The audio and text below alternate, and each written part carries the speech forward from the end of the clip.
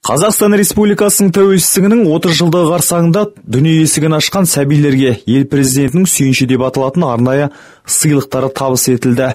Мейрам қарсаңында 2000-дай сәби елімізде дүниеге келсе, біздің ауданымызда да мерекеде өмірге келген сәбилеріміз бар.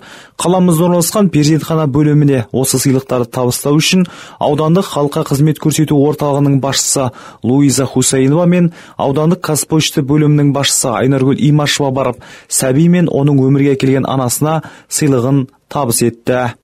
Қазақстан Республикасының тәуелсіздігінің 30 жылдығына байланысты бүкіл Қазақстан бойынша сүйінші бокс атты әлеуметтік жобасы жүзеге асқан болатын.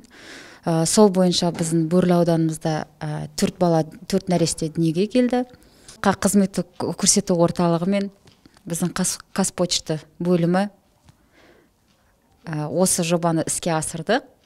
Және де осы 16 желтоқсан және 17 желтоқсанда дүниеге келген балаларға президенттің атынан құттықтауы мен сыйлығы табысталды. Айта кетейік, 16-17 желтоқсан күндері ауданымызда 4 сәби өмір есігін ашты. Сәбилерге арналған сүйінші сыйлық қораптарында алғашқы қажеттілік жиынтықтарынан басқа Қазақстан Республикасының президенті Қасым-Жомарт Тоқаевтың атынан құттықтау ашық хаты, тәуелсіздіктің 30 жылдығына орай шығарылған естелік монета мен және баланың туу туралы куәлігі қоса беріледі. Мерекеде өмірге келген сәби мен оның ата-анасын құттықтау үшін жауапты басшылар Қызылтал шағын ауданына да барған болатын.